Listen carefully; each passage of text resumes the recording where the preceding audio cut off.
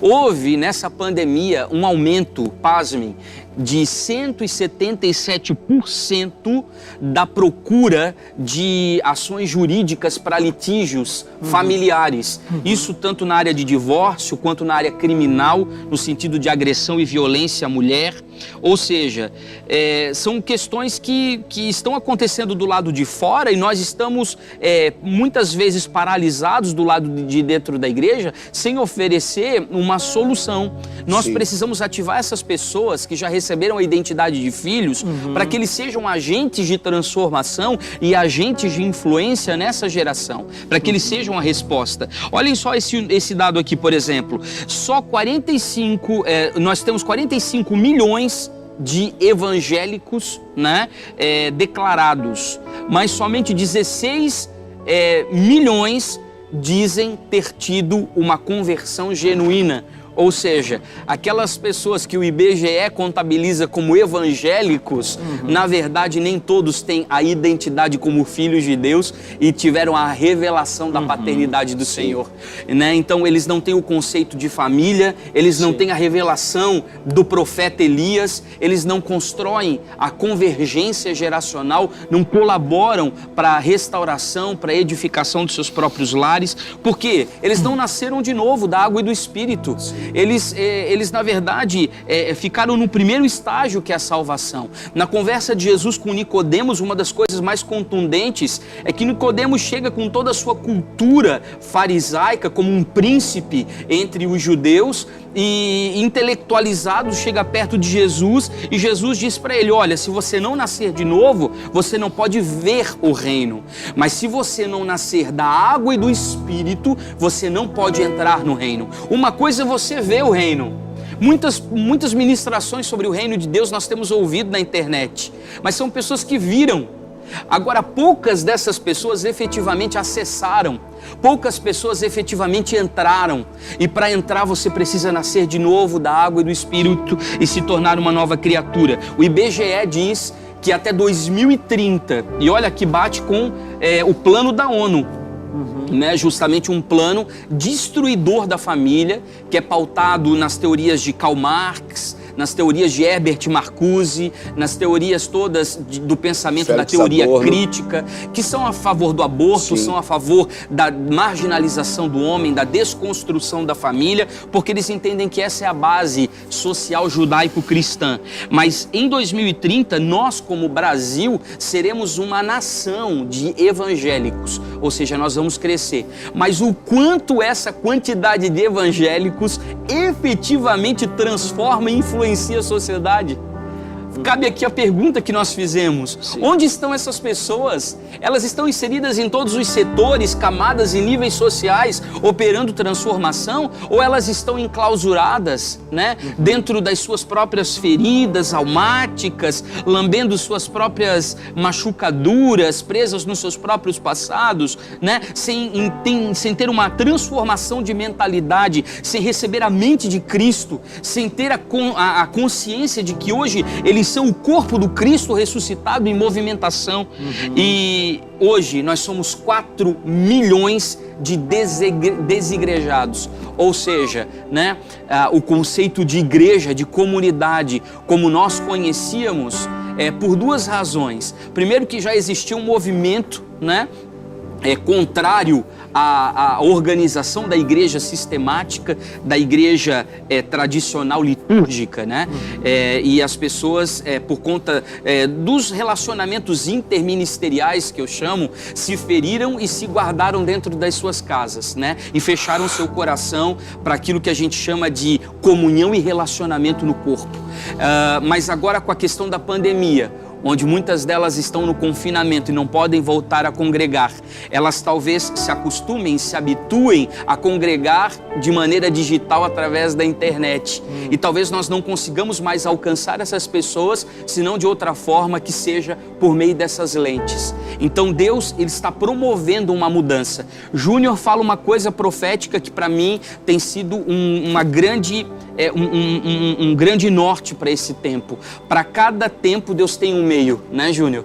E porque a base do trono de Deus descrita em Ezequiel capítulo 16 são elipses, são rodas dentro de rodas, ou seja, de tempos em tempos Deus muda a sua forma de atuação e Ele promove uma transformação. Deus não muda, mas Ele se move e Ele quer que nós nos movamos da maneira com que Ele está sugerindo que a gente faça isso acontecer.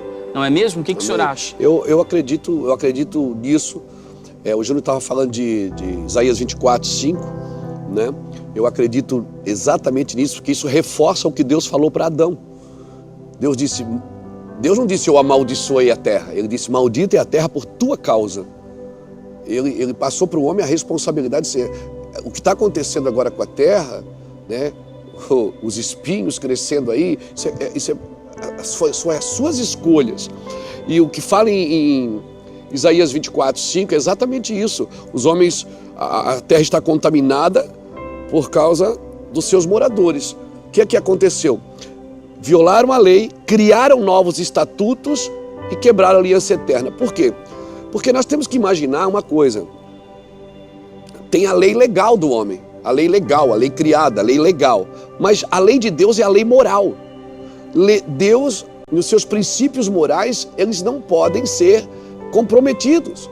Então, assim, o que é que acontece? Quando uma geração, ela vai violando uma lei moral, ela precisa criar estatutos, leis legais que amparam as suas imoralidades.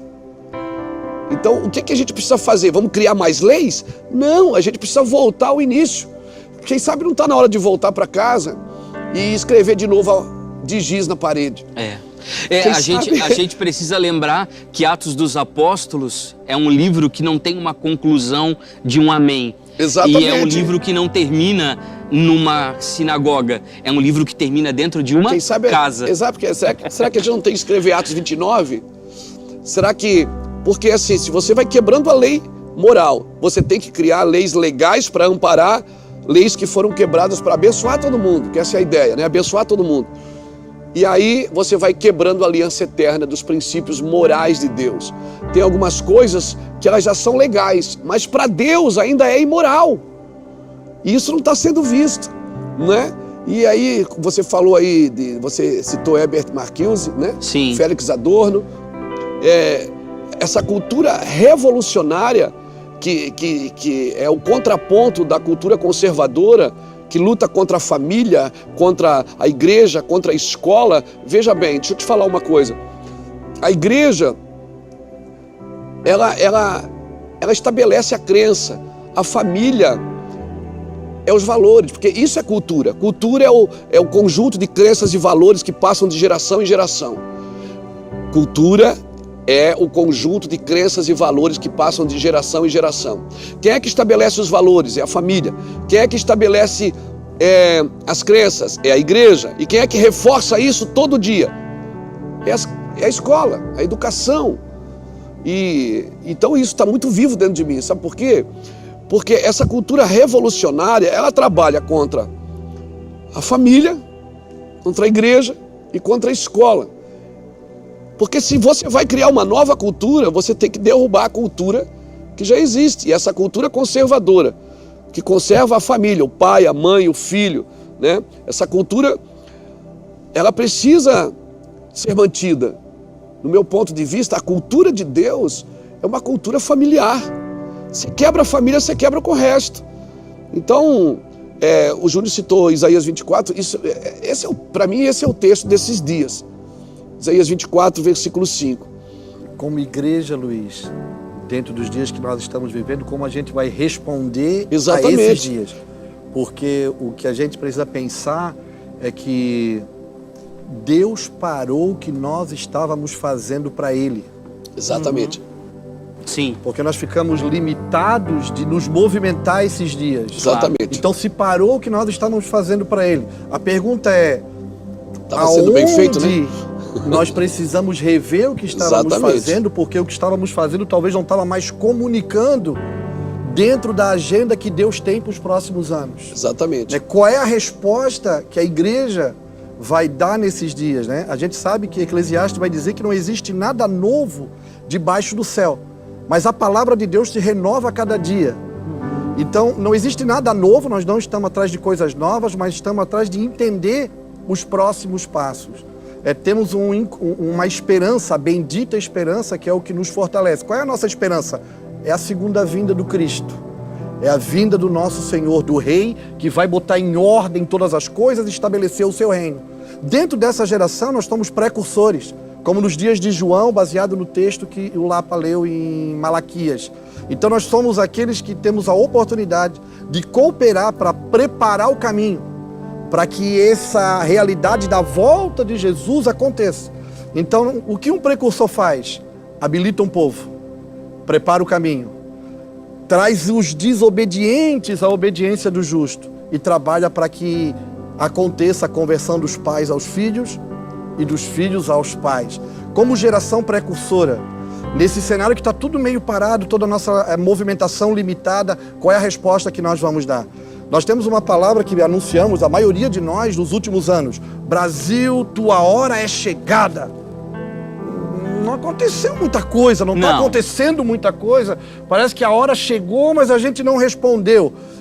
Já faz um pouco mais de um ano que a gente tem falado por onde passou que, para mim, a uva está madura na videira, pronta para ser colhida, pisada e produzir vinho novo.